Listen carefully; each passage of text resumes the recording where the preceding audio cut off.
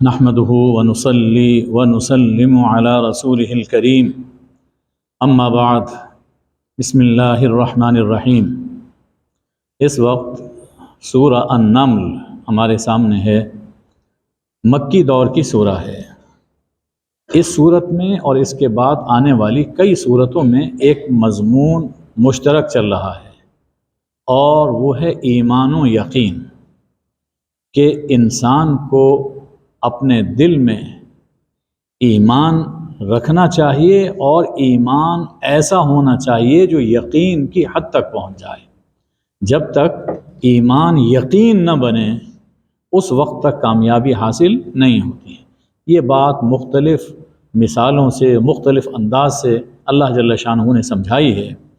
فرمایا کہ قرآن مجید ہدایت اور بشارت بن کر نازل ہوا، لیکن دنیا کی چمک دمک اور عقیدہ شرک حجاب بن جاتا ہے۔ قرآن مجید میں بشارت ہے، قرآن مجید میں ہدایت ہے، لیکن کبھی یہ ہوتا ہے کہ انسان دنیا کی رنگینیوں میں کھو جاتا ہے، دنیا کا اتنا فریفتہ ہوتا ہے، اپنا کاروبار، اپنے مفادات، کہ وہ قرآن کی طرف کان نہیں دھرتا۔ اور کبھی ایسا ہوتا ہے کہ شرک کا عقیدہ وہ اس کے لیے حجاب بن جاتا ہے، کہ چونکہ ہمارے آباء و اجداد یہ کام کرتے چلے آ رہے ہیں، اس لیے ہم بھی یہی کام کریں گے۔ فرمایا کہ ایمان اور عمل کی راہ، اگر ایمان چاہتے ہو اور عمل چاہتے ہو تو ایمان اور عمل کی راہ وہ فکر آخرت سے کھلتی ہے۔ جب انسان کے دل میں یہ احساس ہو کہ میں نے ایک دن اللہ کے سامنے حاضر ہونا ہے اور اس زندگی کے تمام اعمال کا حساب دینا ہے، تو پھر اسے احساس ہوگا کہ میرا عقیدہ کیا ہونا چاہیے اور میرا عمل کیا ہونا چاہیے۔ تو یہ فکر آخرت، تو توحید، رسالت اور آخرت، یہ مضامین مکی دور کی صورتوں میں عام طور پر بیان کیے جاتے ہیں۔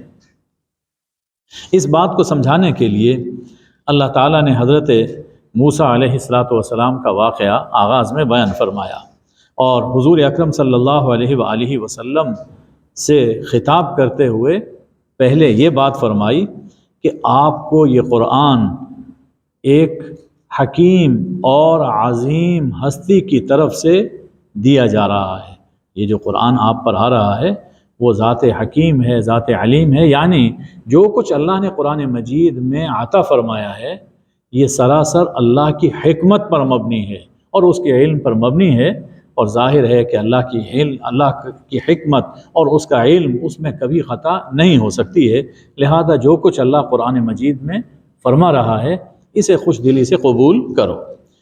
یہ قرآن آپ کو یوں ہی مل رہا ہے کہ جیسے موسیٰ علیہ السلام کو ملا تھا۔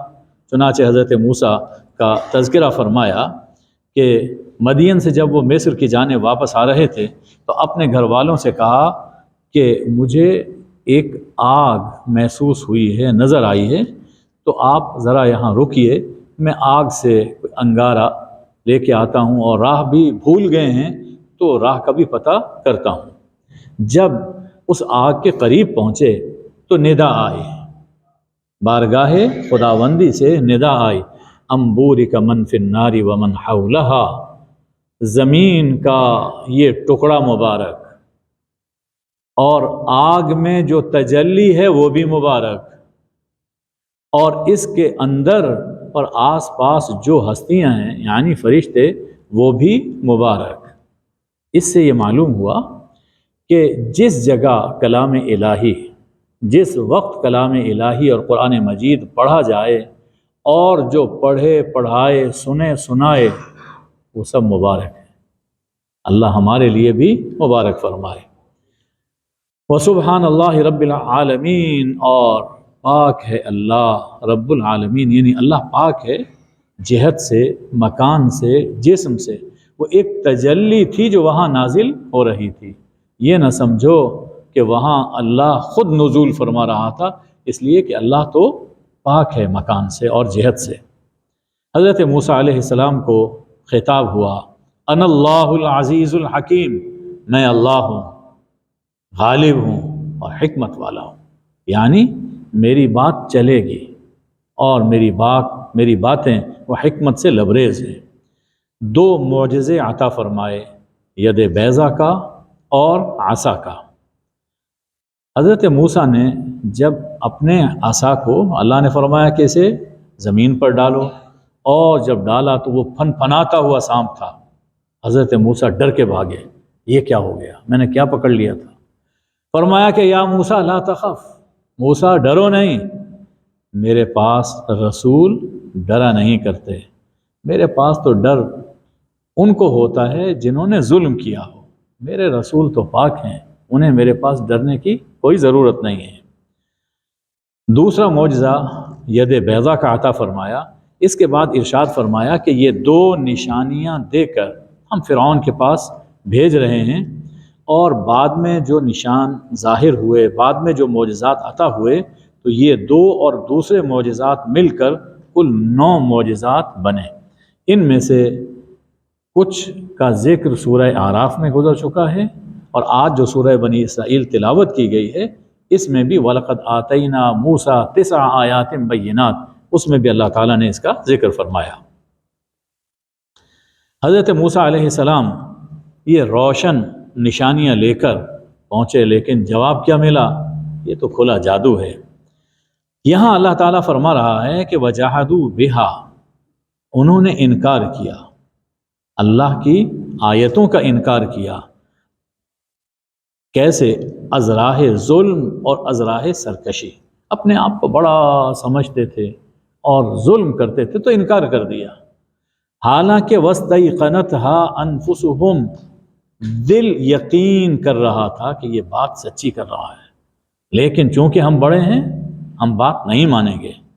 حضور اکرم صلی اللہ علیہ وآلہ وسلم کا انکار بھی اہل مکہ نے اسی ظلم اور سرکشی کی وجہ سے کیا تھا۔ قرآن پاک میں بھی مذکور ہے اور ہم سیرت میں بھی پڑھتے ہیں کہ حضور صلی اللہ علیہ وسلم کی شخصیت کو مانتے تھے کہ یہ سچے ہیں اور یہ امین ہیں۔ جب وہی صادق اور امین کہتے ہیں کہ لا الہ الا اللہ کو تسلیم کر لو، تو کہتے ہیں ہم یہ نہیں مانتے۔ یقین تھا کہ جو کہتے ہیں سچ کہہ رہے ہیں، لیکن اپنی چودراہٹ وہ ان کے لیے رکاوٹ بنی ہوئی تھی۔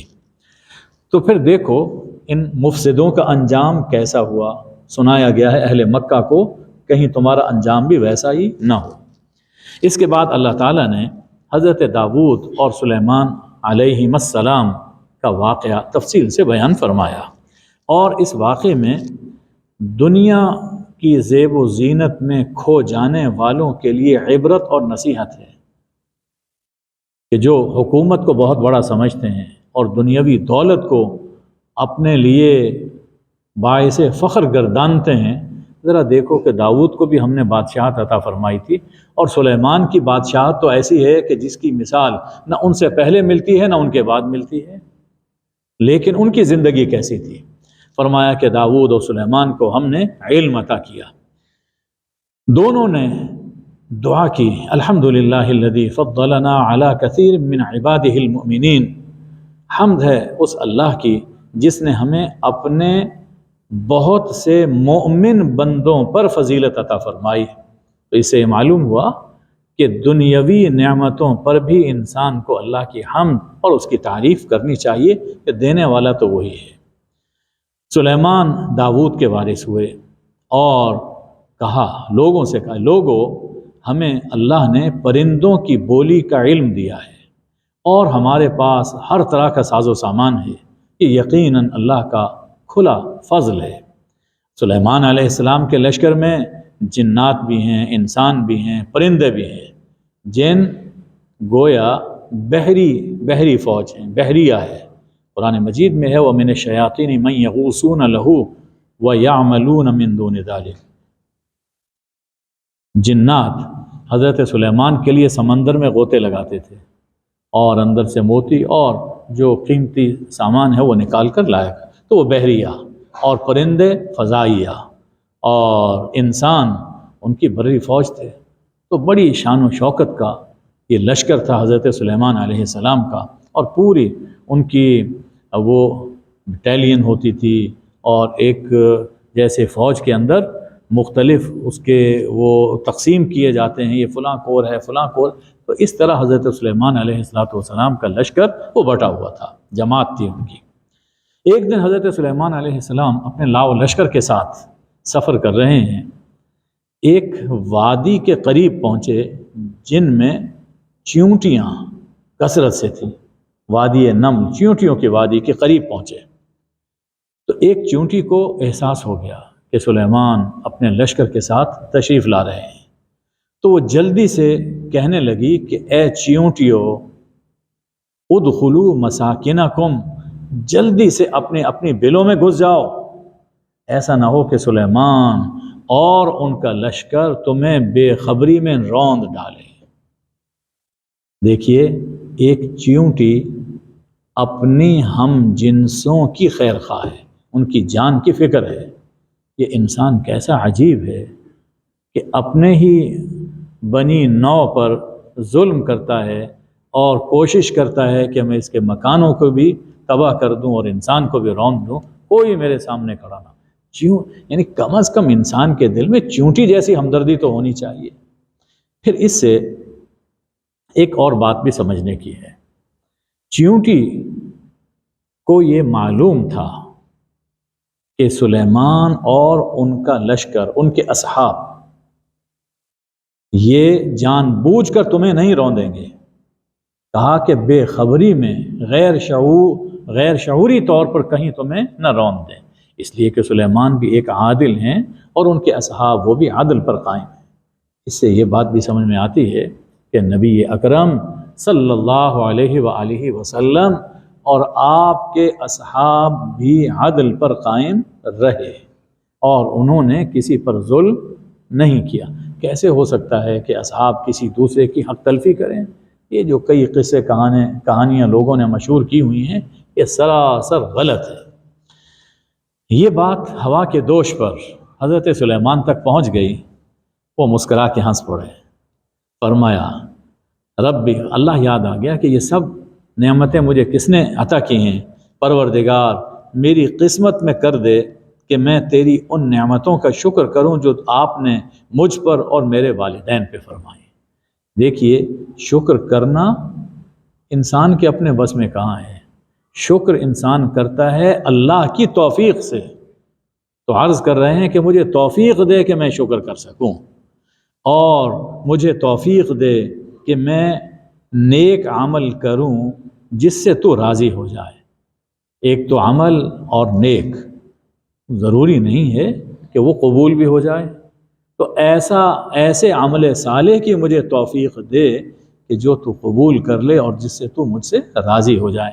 بس انسان کو ہمیشہ اللہ کی رضا مانگنی چاہیے. اے اللہ تو ہم سے راضی ہو جا. پھر عرض کرتے ہیں کہ پروردگار، اپنی رحمت سے مجھے اپنے نیک بندوں میں داخل فرما دے. یہی دعا ہماری بھی ہونی چاہیے. خیال کرنا چاہیے کہ ہمارا اٹھنا بیٹھنا ملنا جلنا کن لوگوں سے ہے. صالحین کے ساتھ ہمیں اپنی رفاقت رکھنی چاہیے. بری صحبت وہ انسان کو برباد کر دیتی ہے. حضرت سلیمان علیہ السلام ایک دن پرندوں کا جائزہ لے رہے تھے. فرمایا کہ کیا وجہ ہے؟ میں ہدہد نہیں دیکھ رہا. ہدہد غائب ہے، کہاں ہے؟ ام کان من الغائبین، ایبسنٹ ہے. جی، معلوم یہ ہوا کہ ایک ایک چیز پہ حضرت سلیمان کی نظر ہوتی تھی. اس سے یہ بات بھی سمجھ میں آتی ہے کہ جو سربراہ بنے اسے ہر بات کا خیال بھی رکھنا چاہیے. اس کی ذمہ داری بہت زیادہ ہے.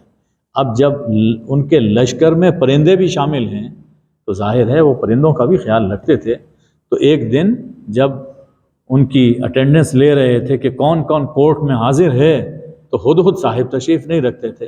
کہاں ہے ہدہد؟ اگر تو کوئی وجہ بتائے تو ٹھیک ہے، ورنہ ہم سخت سزا دیں گے، اور اگر جرم شدید ہوا تو ہم اسے ذبح کر دیں گے. حضرت سلیمان بڑے بادشاہ. تھوڑی ہی دیر گزری، ہدہد صاحب تشریف لے آئے اور آ کر عرض کرتے ہیں کہ میرے پاس ایسا علم ہے، ایک ایسی خبر ہے جو آپ کے پاس نہیں ہے. میں سبا سے آپ کے پاس ایک یقینی خبر لایا ہوں، سچی خبر لایا ہوں.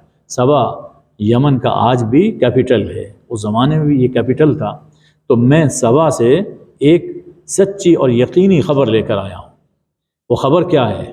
میں نے پایا کہ ایک عورت ان کی حکمران ہے، اس کے پاس ہر طرح کا ساز و سامان ہے اور اس کا تخت عظیم الشان ہے، وَلَهَا عَرْشٌ عظیم۔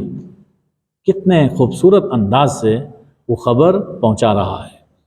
میں نے دیکھا کہ وہ ملکہ اور اس کی قوم اللہ کو چھوڑ کر سورج کو سجدہ کرتے ہیں۔ یہ شیطان نے ان کے اس برے عمل کو ان کے لیے پرکشش بنا دیا اور سیدھے راستے سے روک دیا، ان کو راہ مل نہیں رہی۔ پھر دیکھیے ہدہد کہتا ہے وہ اس اللہ کو سجدہ کیوں نہیں کرتے؟ سورج کو سجدہ کر رہے ہیں، اس اللہ کو سجدہ کیوں نہیں کرتے جو آسمانوں اور زمین میں چھپی چیز نکال دیتا ہے؟ کیونکہ ہدہد کا کام کیا ہے؟ ٹھک ٹھک ٹھک کرتا ہے زمین میں بھی، درختوں میں، اور اندر سے چھپے ہوئے کیڑے نکالتا ہے۔ تو جو اس کا کام تھا، جیسی اس کی خوراک تھی، اس نے اپنے اس کام کے مطابق اللہ کی شان بیان کی کہ اس اللہ کو سجدہ کیوں نہیں کرتے جو آسمانوں اور زمین میں چھپی چیز نکالتا ہے اور جانتا ہے جو کچھ تم چھپاتے ہو اور جو کچھ ظاہر کرتے ہو۔ اللہ لا الہ الا ہو، اللہ، اس کے سوا کوئی الہ نہیں ہے، وہ عرش عظیم کا رب ہے۔ خیال فرمایا کہ پرندے بھی کلمہ پڑھ رہے ہیں، پرندے وہ کلمہ پڑھ رہے ہیں، لیکن سمجھ اسے آتا ہے جو ان کی بولی سمجھتا ہو۔ حضرت سلیمان سمجھ رہے تھے، پوری گفتگو ہدہد صاحب نے حضرت سلیمان سے کی ہے، قرآن بیان کر رہا ہے۔ معلوم یہ ہوا کہ پرندوں کی بھی بولی ہے، آپس میں وہ گفتگو کرتے ہیں، جو بھی ان کے کوڈ ورڈز ہوتے ہیں، جو جس کو اللہ نے علم دیا ہو وہ سمجھتے ہیں۔ یہ میں نے آیہ سجدہ پڑھی ہے، بعد میں ایک سجدہ تلاوت کر لیجیے۔ حضرت سلیمان نے کہا ٹھیک ہے، دیکھتے ہیں کہ سچ کہا یا جھوٹ کہا۔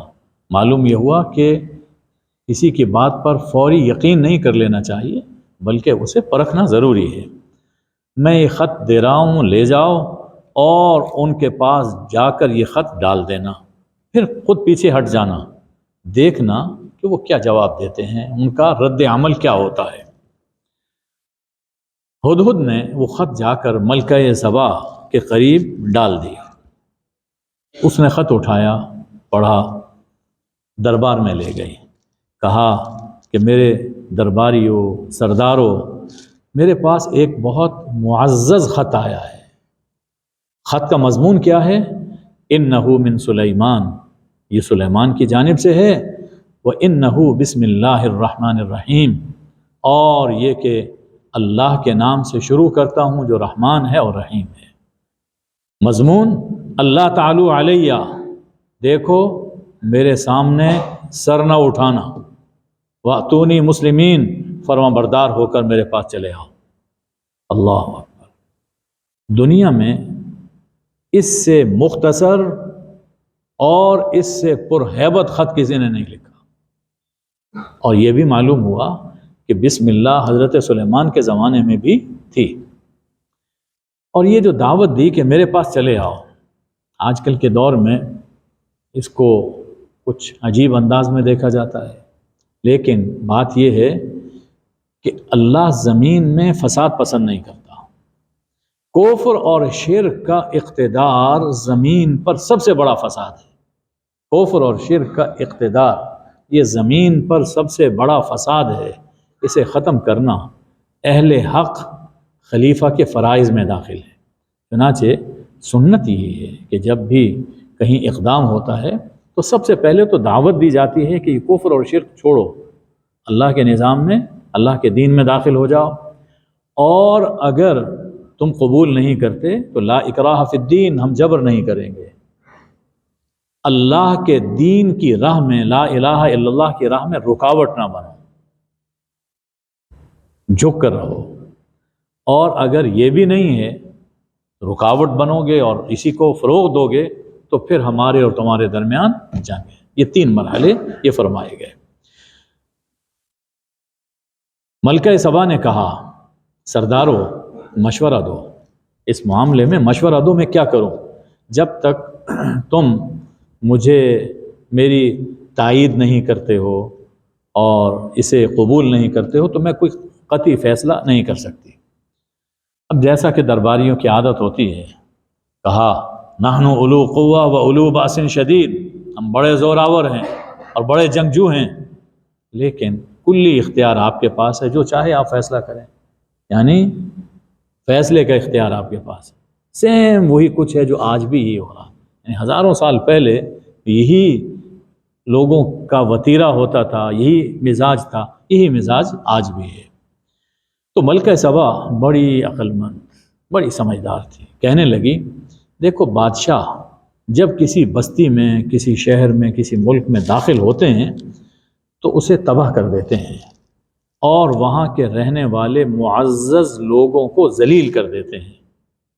وَكَذَلِكَ يَفْعَلُونَ، یہ حملہ کریں گے تو اسی طرح پہ کریں گے۔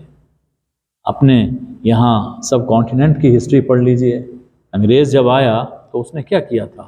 جتنے معزز تھے وہ ذلیل ہو گئے اور جتنے ذلیل تھے ان کو اوپر لے آیا، اور پھر دیکھیے کہ کس طرح پر اس نے مسلمانوں پر ظلم کیے، یہاں کے رہنے والوں پر ظلم کیا، ہر قوم پہ ظلم کیا۔ کہنے لگی کہ میں ان کے پاس ایک ہدیہ وہ بھیجتی ہوں، گفٹ بھیجتی ہوں، دیکھتی ہوں کہ کیا جواب آتا ہے۔ سلیمان علیہ السلام کے پاس ان کا گفٹ پہنچا، فرمایا اچھا تم مجھے مال کا لالچ دیتی ہو، اللہ نے مجھے جو کچھ دے رکھا ہے وہ تم سے کہیں بہتر ہے، تمہارے پاس کہاں دنیا کا ساز و سامان اتنا جتنا میرے پاس ہے، جاؤ اپنا ہدیہ واپس لے جاؤ اور اس پر تم خوش رہو۔ ہم ایسے لشکر لے کے آ رہے ہیں جن کا کوئی سامنا نہیں کر سکتا، اور ہم انہیں وہاں سے ذلیل کر کے نکالیں گے، دھمکی بھی دے دیں۔ وہاں جواب پہنچ گیا۔ ادھر حضرت سلیمان علیہ السلام نے اپنے درباریوں سے کہا، یعنی یہ جواب تو ادھر بھیجا کہ تیار رہو ہم اقدام کریں گے، اور ہدہد صاحب یہ ذکر کر چکے تھے کہ ان کا جو تخت ہے بڑا عظیم الشان ہے اور اس پر اسے بڑا ناز ہے۔ تو حضرت سلیمان علیہ السلام نے کہا کہ میرے درباری ہو، ان کو یقین تھا کہ اس دھمکی کے جواب میں وہ میرے پاس آئیں گے، اس کا مقابلہ نہیں کر سکتے، تو کہا کہ ان کے آنے سے پہلے پہلے اس کا تخت کون میرے پاس لائے گا؟ وہ یعنی کہاں سبا ہے اور کہاں فلسطین ہے، حضرت فلسطین میں تھے، تو اس کے آنے سے پہلے وہ بھاری عظیم الشان تخت کون لے کر آئے گا؟ قال عفریت من الجن، ایک دیو نے کہا، ایک بڑے بھاری طاقتور جن نے کہا حضرت دربار برخاست ہونے سے پہلے وہ میں تخت یہاں لے آؤں گا، آپ کے پاس ہوگا، اور میں قوی بھی ہوں، امین بھی ہوں، اس میں کوئی خیانت نہیں کروں گا۔ حضرت سلیمان نے کہا کہ یہ تو دیر ہے۔ تو انہی کے دربار میں ایک صاحب تھے جن کے پاس علم کتاب تھا، کتاب الہی کا علم تھا۔ انہوں نے کہا مجھے اجازت دیجیے میں پلک جھپکنے سے پہلے وہ تخت یہاں لا موجود کروں گا، اجازت دیں۔ فلما رآہ مستقرا عنده، جب دیکھا کہ تخت ان کے سامنے ہے، اور عرض کی ھذا من فضل ربی، یہ سب مجھ پر میرے رب کا فضل ہے۔ معلوم یہ ہوا کہ بادشاہ کو، سربراہ کو کتنی ہی طاقت حاصل ہو جائے، قوت حاصل ہو جائے، اسے یقین رکھنا چاہیے کہ میرے رب کا یہ فضل ہے، میرا اپنا کوئی کمال نہیں ہے، اور رب نے مجھ پہ فضل فرمایا کہ مجھے آزمائے کیا میں شکر کرتا ہوں یا ناشکری کرتا ہوں۔ اور دیکھو جو شکر کرتا ہے تو اپنے بھلے کے لیے کرتا ہے، اور جو ناشکری کرتا ہے تو اللہ کا کچھ نہیں بگاڑتا۔ میرا رب غنی ہے، اسے کیا پرواہ، کریم ہے اور کرم کرتا رہتا ہے۔ اس سے ایک اور بات بھی معلوم ہوئی، ایک ہے جن کی قوت، جن بھی وہ جو عفریت، دیو، بڑا زبردست طاقتور، اور اس کے مقابل میں علم کتاب آیا۔ تو اس سے معلوم ہوا کہ علم کتاب کی قوت، کلام الہی کے علم کی قوت، وہ جنی قوت سے زیادہ ہے، علم کتاب کی قوت وہ جنی قوت سے زیادہ ہے۔ اور غالباً یہی وجہ ہے کہ اگر کوئی شخص آسیب میں مبتلا ہو جائے اور یہ اسے تنگ کر رہے ہوں تو یہی علم کتاب، یہ کلام الہی ہے، اس کے پڑھنے سے وہ دور ہوتے ہیں، بھاگ جاتے ہیں۔ اس کے کئی واقعات ہیں جو میں نے خود مشاہدہ کیے ہیں۔ جب تخت ان کے سامنے آ گیا تو سلیمان علیہ السلام نے فرمایا اس کا ذرا رنگ روپ بدل دو، ہم دیکھتے ہیں وہ پہچان پاتی ہے یا نہیں۔ مقصد یہ تھا کہ اس کی عقل کو دیکھنا چاہتے تھے کتنی سمجھدار ہے، اور یہ بھی دیکھنا چاہتے تھے کہ کیا دنیا میں وہ سیدھی راہ اگر پا سکتی ہے تو آخرت میں بھی پالے گی، آخرت کے بارے میں۔ اور اگر یہاں پر اسے بات سمجھ نہ آئی تو ظاہر ہے کہ پھر ناقص عقل ہے، تو وہ آخرت کے بارے میں بھی اس کی عقل ایسی ہی ہے۔ جب ملکہ سبا آ گئی تو حضرت سلیمان کی طرف سے یہ کہا گیا اہا کذا عرشک، کیا آپ کا تخت ایسا ہے؟ وہ تخت اسی کا پڑا ہوا تھا، آپ کا تخت ایسا ہے؟ دیکھا، جائزہ لیا، دیکھا کہ ہے تو بالکل، لیکن اس میں کچھ چینجز ہیں، کچھ رنگ روپ بدلا ہوا ہے۔ تو سمجھدار تھی، کہا کأنہ ہو، گویا کہ وہی ہے، یعنی وہی تو نہیں ہے لیکن گویا کہ وہی ہے۔ اور قبلہ بادشاہ سلامت، آپ نے یہ اپنی قوت دکھائی ہے، ہمیں پہلے سے پتہ ہے کہ آپ بڑے طاقتور ہیں، آپ کی بادشاہت بڑی شان و شوکت کی ہے، اسی لیے ہم فرما بردار ہو کر آپ کے پاس آ گئے ہیں۔ حضرت سلیمان علیہ السلام نے اب محل میں ان کی دعوت کی، آخر ملکہ ایک دوسرے ملک کا وفد آیا ہوا تھا تو ان کی دعوت کی۔ جب وہ اس محل میں داخل ہوئی تو خیال کیا، ایسا لگا اسے کہ گہرا پانی موج مار رہا ہے۔ اس نے جلدی سے اپنے پائنچے چڑھائے کہ پانی سے گزر کر آگے جانا پڑے گا۔ حضرت سلیمان نے کہا نہیں نہیں، یہ شیش محل ہے، یہ تو شیش محل ہے، چاروں طرف شیشے لگے ہوئے ہیں، پتھر اوپر فرش وہ بھی شیشے کا ہے۔ اور آپ نے دیکھا ہوگا کہ اگر شیشے کا فرش ہے، دور سے دیکھیں تو یوں لگتا ہے کہ یہ پانی اندر ہے، تو اسے خیال ہوا کہ پانی سے گزر کے جانا پڑے گا۔ بلکہ اب تو ایسی ٹیکنالوجی آ گئی ہے کہ آپ اپنے گھر میں بیٹھے ہیں، ایسا لگتا ہے کہ پانی کا ایک طوفان آ رہا ہے، مچھلیاں آ رہی ہیں، اور یہ انسان حیران ہوتا ہے کہ یہ کیا چیز ہے۔ تو بہرکیف اس زمانے میں وہ ایک شیش محل تھا، تو اس نے اپنے پائنچے چڑھا لیے۔ تو حضرت نے فرمایا کہ یہ ڈرو نہیں اور پائنچے چڑھانے کی ضرورت نہیں، یہ تو شیش محل ہے اور شیشے کا فرش ہے۔ جب اس نے یہ دیکھا تو فوراً پکاری رب انی ظلمت نفسی، میں نے اپنے اوپر ظلم کیا، کہ جیسے میں نے شیشے کی چمک سے پانی کا دھوکہ کھایا، شیشے کی چمک سے جیسے میں نے پانی کا دھوکہ کھایا، اسی طرح میں سورج کی چمک دمک سے اس کی خدائی کے دھوکے میں رہی۔ اب میری آنکھیں کھل گئی ہیں۔ اسلمت مع سلیمان للہ رب العالمین، میں سلیمان کے ساتھ اللہ رب العالمین کے سامنے سر جھکاتی ہوں اور اسلام قبول کرتی ہوں، مسلمان ہو گئی۔ اس واقعے میں اللہ تعالیٰ نے کچھ اسباق تو میں عرض کر چکا ہوں، ایک بڑا سبق یہ دیا کہ میری دی ہوئی دولت، میری بخشی ہوئی قوت اور حکومت کو حکمت کے ساتھ اسلام کی تبلیغ میں یوں صرف کیا کرو جیسے حضرت سلیمان علیہ السلام نے صرف کی۔ یہ دولت، قوت اور حکومت آخرت بھلانے کے لیے نہیں ہے، اس لیے نہیں ہے کہ اس میں کھو جاؤ اور مستیاں کرو، اس لیے نہیں ہے، بلکہ اسے دین اور اسلام کے فروغ کے لیے استعمال کرو اور آخرت یاد رکھو۔ اس کے بعد اللہ تعالیٰ نے حضرت صالح علیہ السلام اور قوم سمود کا واقعہ بیان فرمایا۔ اس میں حضرت صالح علیہ السلام نے ایک بات کہی اور وہ ہمیں یاد رکھنی چاہیے۔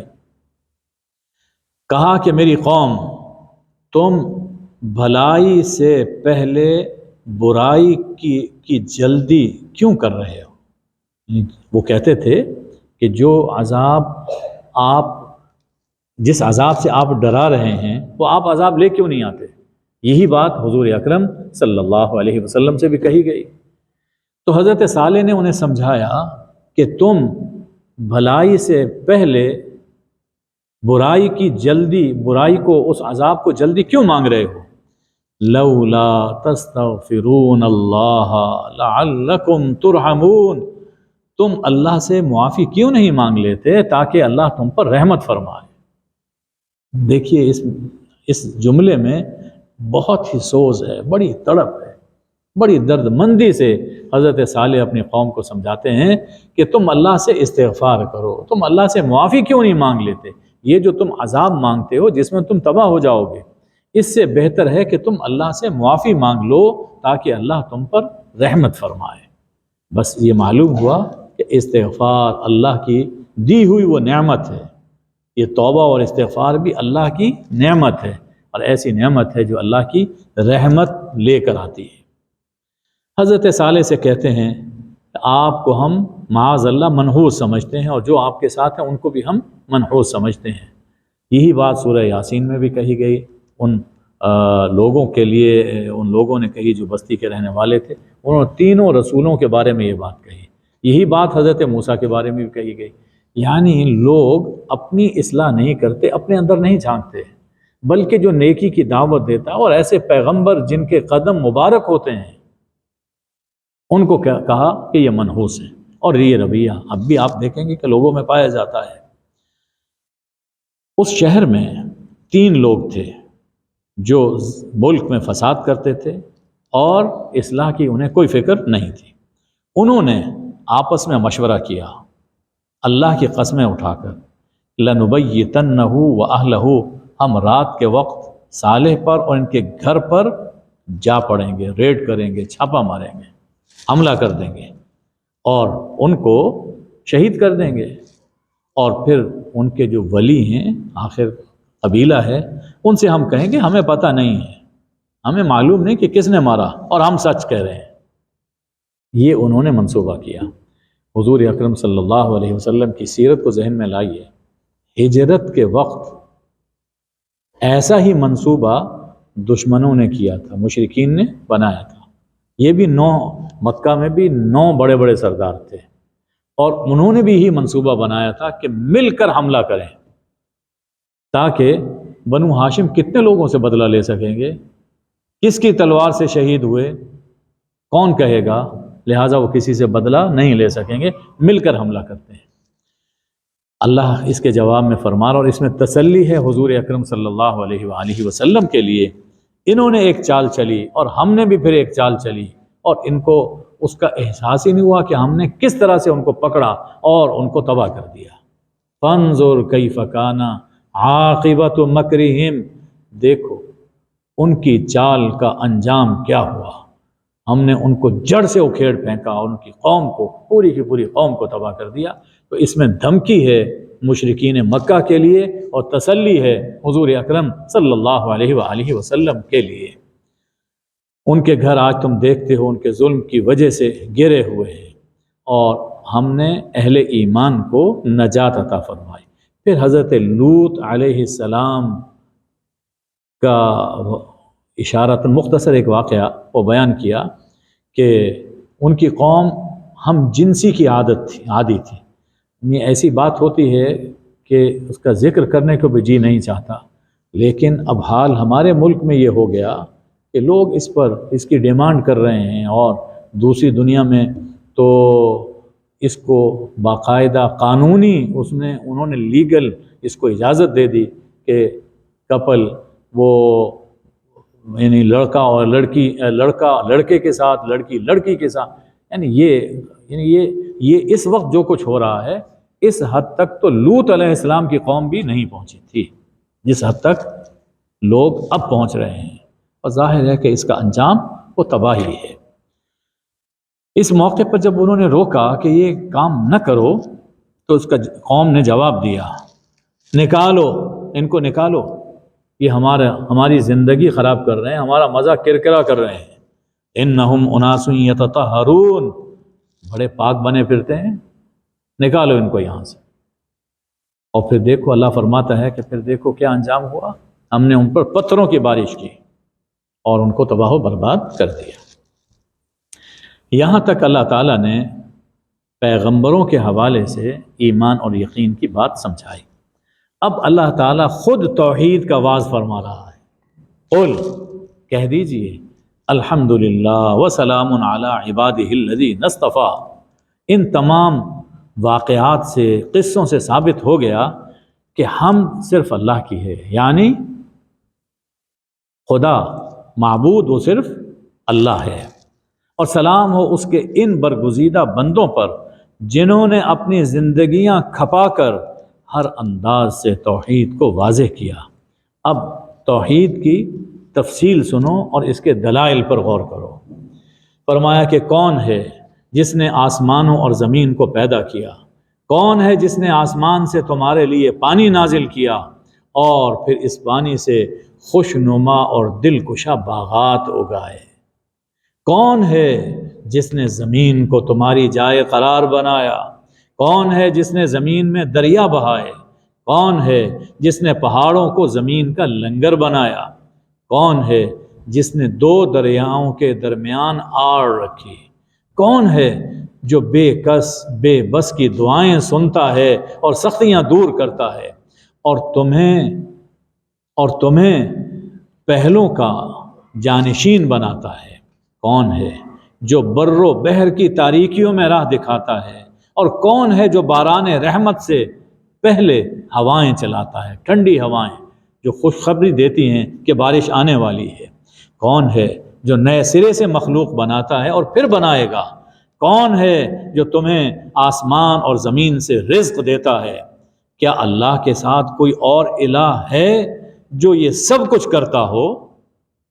جب نہیں تو مان لو لا الہ الا اللہ، معبود بھی صرف اللہ ہے، اس کے سوا کوئی الہ نہیں ہے۔ اور وہ صرف قادر ہی نہیں غیب دان بھی ہے، قادر ہی نہیں غیب دان بھی ہے۔ یہ بڑی پاور ہے۔ یہ کسی شخص کے پاس طاقت تو ہے لیکن اسے علم نہیں ہوتا، اور اللہ ایسا حاکم ہے جو عالم الغیب بھی ہے۔ اس لیے جس کی قدرت اور علم اس کمال کا ہو، الہ بھی وہی ہو سکتا ہے۔ اگر تمہیں اس کمال کا کوئی اور الہ نظر آتا ہے، ہاتھو برہانکم، تو لاؤ پیش کرو۔ ظاہر ہے اللہ کی ٹکر کا دنیا میں پوری کائنات میں کوئی ہے ہی نہیں، ویسا کوئی نہیں، اس لیے الہ بھی صرف اللہ ہے۔ اب اللہ آخرت کا ذکر فرماتا ہے کہ تھک کر گر گیا ان کا علم آخرت کے بارے میں، شک میں پڑے ہیں بلکہ اندھے ہو رہے ہیں۔ پھر کچھ شبہات کا اللہ نے ذکر فرمایا۔ کہتے ہیں کہ یہ وعدہ کب پورا ہوگا؟ اگر تم سچے ہو تو بتاؤ۔ فرما دیجئے، ہو سکتا ہے کہ جس بات کی تم جلدی مچا رہے ہو وہ کچھ تمہاری پیٹھ پر پہنچ چکی ہو، تمہاری ردیف بن چکی ہو، یعنی بالکل تمہاری کمر کے ساتھ آ لگی ہے، تو جلدی کس بات کی مچا رہے ہو؟ ذرا انتظار کرو، اس کی لپیٹ میں آ جاؤ گے۔ فرمایا کہ تمہاری ان جلدیوں کے باوجود جو اس وقت فوری عذاب نہیں آ رہا، وجہ یہ ہے کہ تمہارا رب لوگوں پر بڑا فضل والا ہے۔ تمہارا رب بہت فضل والا ہے، لیکن اکثر لوگ شکر نہیں کرتے۔ یہ اللہ کا شکوہ ہے۔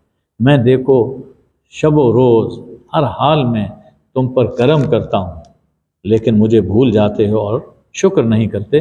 سب سے بڑا اللہ کا شکر یہ ہے لا الہ الا اللہ کا اقرار اور اس کے مطابق اپنی زندگی بسر کرنا۔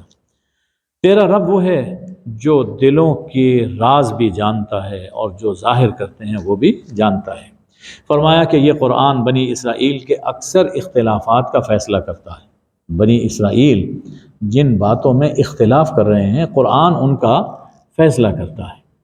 ذرا سوچنا چاہیے کہ قرآن مجید جب بنی اسرائیل کے اختلافات کا فیصلہ کرتا ہے تو مسلمانوں کے اختلاف کا فیصلہ کیوں نہیں کر سکتا؟ بنی اسرائیل کے اختلافات کا فیصلہ قرآن کرتا ہے، تو مسلمانوں کے آپس کے اختلافات، یہ فرقہ کچھ کہہ رہا ہے، وہ جماعت کچھ کہہ رہی ہے، وہ کچھ کہہ رہی ہے، اللہ فرماتا ہے، یہ ہمارے سمجھانے کے لیے فرمایا گیا کہ تمہارے اختلافات کا قرآن فیصلہ کیوں نہیں کرے گا؟ یقیناً کر سکتا ہے۔ ضرورت صرف یہ ہے کہ قرآن کو خالی و ذہن ہو کر پڑھا جائے، خالی ذہن کے ساتھ، یعنی اپنے خیالات، اپنے نظریات، اپنی سوچیں نکال کر الگ رکھ دی جائیں اور قرآن پڑھا جائے۔ اپنے نظریے کی روشنی میں قرآن نہ پڑھا جائے، قرآن کی روشنی میں اپنا نظریہ متعین کیا جائے، تو دیکھیے سب باتوں کا فیصلہ ہو جائے گا۔ قرآن بتائے گا کون سچا ہے اور کون جھوٹا ہے۔ ہمارے اختلافات بھی ختم ہو سکتے ہیں کہ قرآن کے ساتھ۔ قرآن ہدایت ہے، قرآن مومنین کے لیے رحمت ہے۔ ان ربک یقضی بینہم بحکمہ، قیامت کے دن اللہ اپنے حکم سے فیصلہ فرمائے گا، یعنی ابھی قرآن کے ذریعے علم سے فیصلہ فرما رہا ہے، قیامت جب آئے گی تو پھر اللہ اپنے حکم سے فیصلہ فرمائے گا۔ اللہ پہ توکل کیجئے، آپ مردوں کو یعنی مردہ دلوں کو نہیں سنا سکتے، جن کے دل مردہ ہو جائیں، یعنی وہ لوگ آپ کے پاس آتے ہیں، آپ انہیں سمجھاتے ہیں لیکن وہ سنی انسنی کر دیتے ہیں، تو فرمایا کہ آپ ان کے دل مر گئے ہیں، یہ بظاہر زندہ، لیکن چونکہ دل ان کے مرے ہوئے ہیں تو ان مردہ دلوں کو آپ سنا نہیں سکتے۔ اور دیکھو کہ جب کوئی بہرا ہو اور پیٹھ موڑ کے جا رہا ہو، اسے آپ اپنی پکار کیسے سنا سکتے ہیں؟ جب تک کہ طلب نہ ہو، توجہ نہ ہو تو بات سمجھ میں نہیں آتی۔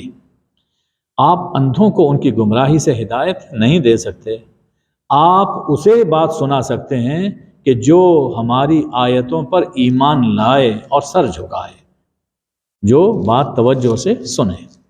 اس کے بعد قیامت کی ایک نشانی کا ذکر ہے کہ جب وہ فیصلہ آ چکے گا، اور یہ اس وقت یہ واقعہ رونما ہوگا جب سورج مغرب سے طلوع ہوگا، قیامت کی بڑی بڑی علامتیں ظاہر ہونا شروع ہو جائیں گی۔ انہی میں سے ایک یہ واقعہ ہوگا کہ ہم زمین سے ایک چوپایا، ایک جانور نکالیں گے جو لوگوں سے باتیں کرے گا، لوگوں سے باتیں کرے گا۔ حضرت شاہ عبد القادر دہلوی رحمۃ اللہ علیہ، انہوں نے لکھا ہے کہ کوہ صفا پھٹے گا۔ کوہ صفا، آج جب ہم صحیح شروع کرتے ہیں مکہ مکرمہ میں تو صفا سے شروع کرتے ہیں اور مروہ تک جاتے ہیں، پھر صفا پہ آتے ہیں، تو کوہ صفا، یہ صفا پہاڑی یہ پھٹے گی، اندر سے وہ جانور نکلے گا، عجیب اس کی کوئی ہیئت ہوگی، اور لوگوں سے بات کرے گا کہ قیامت سچ ہے، یہ آ کر رہے گی، آنے والی ہے، اور یہ بھی کہے گا کہ یہ سچا ہے اور یہ جھوٹا ہے، یہ منافق ہے، یہ بھی کہے گا۔ ظاہر ہے کہ مکہ میں کافر تو ہوں گے نہیں، مسلمان ہوں گے، تو بتائے گا کہ یہ سچا ہے اور یہ جھوٹا ہے، یہ منافق ہے۔ اب یہاں اس جانور کو ظاہر کیا جا رہا ہے اور لوگ اس وقت یقین لے آئیں گے کہ ہاں قیامت صحیح۔ تو لوگوں کی حماقت کو ظاہر کیا جا رہا ہے کہ جو بات پیغمبر کے کہنے سے نہیں مانی، آج اس جانور کے کہنے سے مان رہے ہیں۔ انسان کی کتنی بڑی حماقت ہے۔ پھر قیامت کے کچھ احوال ذکر فرمائے، اور اسی میں ایک اصول ذکر فرمایا کہ قیامت کے دن جو نیکی لے کر آئے تو اس سے بہتر پائے گا، اور اس دن وہ فضائے اکبر سے امن میں رہیں گے، اور جو برائی لے کر آئے گا تو اوندھے منہ جہنم میں گرایا جائے گا۔ یہاں لفظ پر غور کیجئے، یہ بات ایک نہیں کئی جگہوں پر اللہ تعالیٰ نے فرمائی کہ جو نیکی لے کر آئے یا جو برائی لے کر آئے۔ یہ نہیں فرمایا کہ جس نے نیکی کی یا جس نے برائی کی، جو نیکی لے کر اللہ کے پاس آئے یا برائی اللہ کے پاس لے کر آئے۔ اب مثلا کسی نے نیکی تو کی لیکن بعد میں کوئی ایسا کام کر لیا جس کی وجہ سے وہ نیکی برباد ہو گئی، خدا نخواستہ کفر کا ارتکاب کر لیا یا کسی اور ایسے جرم کا ارتکاب کیا، نیکی برباد ہو گئی۔ اب اللہ کے پاس جب پہنچا تو اس کے پاس نیکی نہیں تھی، کوئی ثواب نہیں ہے۔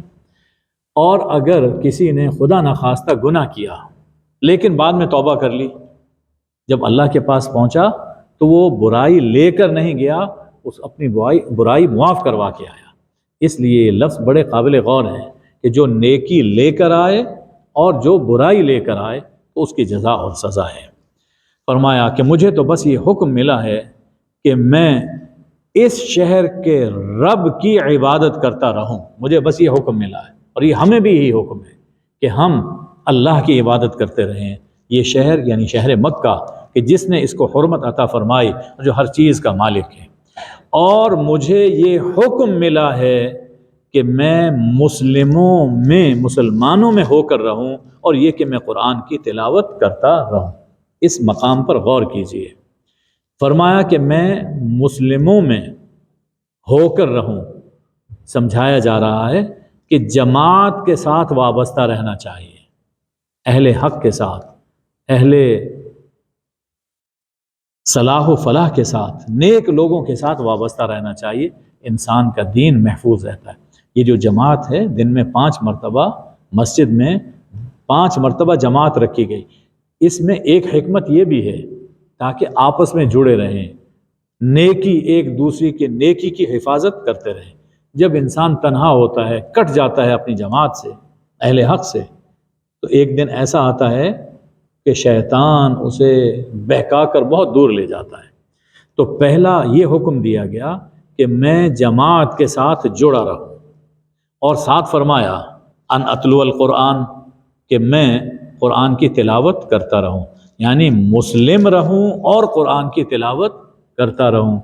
اس میں یہ بات سمجھائی گئی کہ مسلم رہنے کے لیے قرآن کی تلاوت ضروری ہے، قرآن کو پڑھنا، قرآن کو سمجھنا ضروری ہے۔ غالباً اقبال نے اپنا جو خیال ہے وہ یہیں سے اخذ کیا کہ قرآن مجید گر تمی خواہی مسلمان زیستن، نیست ممکن جز بقرآن زیستن، اگر تم مسلم کے طور پر زندہ رہنا چاہتے ہو تو قرآن کے بغیر یہ ممکن نہیں۔ یہاں اللہ تعالیٰ نے یہی بات فرمائی۔ اب جو ہدایت قبول کرے گا تو اپنے بھلے کے لیے، بھٹکے گا تو اس کا نقصان خود ہی اٹھائے گا۔ ہمارا کام کیا ہے؟ حضور صلی اللہ علیہ وسلم سے کہلوایا جا رہا ہے، آپ نے آگاہ کر دیا۔ آخری آیت میں فرمایا کہہ دیجئے الحمدللہ، حمد بس اللہ کے لیے، اس اونچی شان اللہ کی ہے، یعنی توحید۔ ان قریب ہم تمہیں اپنی قدرت اور میری صداقت کی نشانیں دکھائے گا۔ ان قریب اللہ تمہیں اپنی قدرت اور میری صداقت کی نشانیاں دکھائے گا کہ تم مجھے پہچانو گے، اللہ کو پہچانو گے، اور یقین کر لو گے کہ لا الہ الا اللہ محمد الرسول اللہ صلی اللہ علیہ وآلہ وبارک وسلم۔